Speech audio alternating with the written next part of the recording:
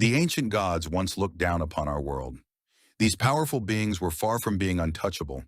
Even the Anunnaki felt a deep and growing fear. They were not afraid of each other or wars.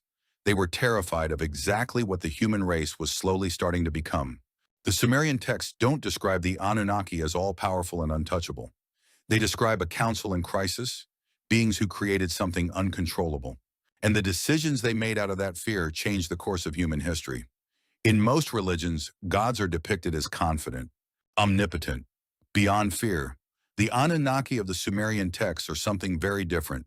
They argue, they make mistakes, they experience regret, and repeatedly, they experience something that can only be described as fear. The Atrahasis Epic is the clearest example of this ancient dread. It's one of the oldest narratives ever discovered, dating to 1700 BCE, though based on traditions thousands of years older. It begins with crisis. The Anunnaki are overwhelmed, their labor is too great, their system is failing. The solution they devise, creating humanity, sets in motion an unexpected chain. Fear 1. Human noise. The Atrahasis Epic contains a passage that puzzled scholars. After creation, humans multiplied rapidly, and the land became wide. The land bellowed like wild oxen. The god was disturbed by their uproar. The word noise or uproar, rigmu, has a dual meaning. It means literal sound and also the noise of human activity. Commerce, conflict, expansion. Enlil, leader of the council, couldn't sleep. His response, send a plague. When that fails, a drought. When that fails, a flood. 3 attempts to reduce humanity because they were too loud. The fear wasn't of human wickedness. It was of human scale, a fear that the engine they built simply had no brakes. Fear 2. The knowledge problem. In the myth of Adapa, Enki's creation is summoned before Anu, the king of the gods. Anu asks a question that reveals the fear. Why did Enki disclose the plan of heaven and earth to a mere human? Knowledge given to humans was knowledge no longer controlled.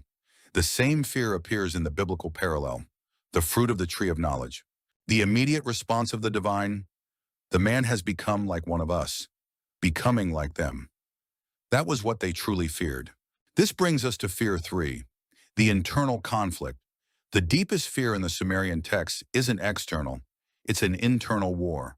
Enlil and Enki, brothers, both sons of Anu, represent 2 opposing responses to humanity. One fears the future, the other protects the spark. Enlil fears what humans will become. Every time humanity expands, he moves to limit it, seeing us as a noisy, unpredictable variable. Enki protects humanity. He's the one who warns Utnapishtim about the flood and gives Adapa wisdom, intervening to preserve our entire species.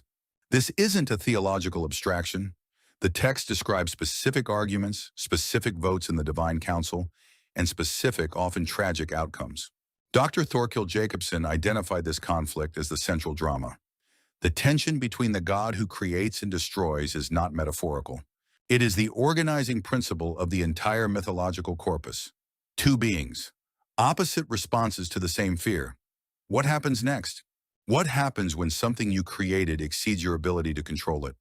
The Anunnaki Council had that exact problem in their hands, and the texts record how they tried and repeatedly failed to solve it. This brings us to fear 4, the moment of loss. The clearest expression of Anunnaki fear appears in a lesser-known text called The Poem of the Super Sage. It describes a unique human. This human achieves a level of wisdom that causes the gods to convene an emergency council. The language in the tablet is unmistakable. The gods feared. They looked at one another. A human had become something they didn't account for in their original design. The council's solution, not destruction, removal. The human is taken, translated to the realm of the gods, removed from human history, preserved but separated. Because the alternative, leaving such a human among ordinary people, was more frightening than anything else the ancient texts ever describe. Read across the full corpus of Sumerian and Akkadian texts, a pattern emerges. Every major intervention follows a very specific trigger. Every plague, drought, and flood is preceded by human expansion beyond a threshold the Anunnaki consider acceptable. They were managing a limit. Dr. Andrew George of SOAS University notes that the gods in these texts are reactive, not proactive. They don't plan ahead. They respond to things they didn't anticipate. That's not the profile of omnipotent beings. That's the profile of beings managing a runaway situation. The fear isn't dramatic, it's administrative. It's the fear of a creator whose project has grown far beyond the original mission parameters. And that, somehow, is more unsettling than monsters. It suggests we aren't part of a plan, but a problem being solved by anxious gods. The Anunnaki are not the invincible gods of popular imagination. They are beings who made a decision and lived with the consequences. They spent thousands of years dealing with that choice. They feared human noise, human knowledge, human scale, and most of all, human potential. Every time humanity approached a threshold they considered dangerous, they intervened. It wasn't about punishment, it was about hitting the reset button. The flood reset the population. It was a cold, calculated move to regain control of the environment, but it didn't solve everything. The confusion of languages, described in both Sumerian and biblical texts, fragmented human cooperation. It was a strategic strike against our collective intelligence. The withdrawal of direct divine contact ended the age of open interaction. They stepped back into the shadows, leaving us behind.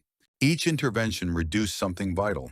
Each move made us smaller, quieter, and more divided. But they couldn't extinguish the fire completely. The question the texts leave open is this: were they afraid of what we would do to them once we gained power? Or were they afraid of what we would become without them? A species that finally learned to walk on its own terms. Today we live in a world of our own making, filled with the same noise and knowledge that once terrified our creators. What if their fear was justified? What if the noise of humanity is actually the sound of a species reaching for the stars? Perhaps we are the ultimate runaway project, a creation that has finally exceeded the mission parameters of the gods themselves. They feared our potential, and as they faded from our sight, they left us with the tools to build our own destiny. The story of the Anunnaki is more than just a myth. It's a mirror reflecting our own complicated relationship with power and control. We are now the creators. We are the ones building intelligence, managing noise, and fearing the loss of control over what we create. The ancient dread of the gods has become our modern anxiety. The cycle continues, but this time, we are the ones in the council. As we look back at the Sumerian tablets, we don't just see the fear of the past. We see the blueprint of our future. Were they right to be afraid? Or is our expansion the only way to ensure that the story of life never ends? The gods may have left the stage, but the noise of humanity has only just begun to echo across the cosmos.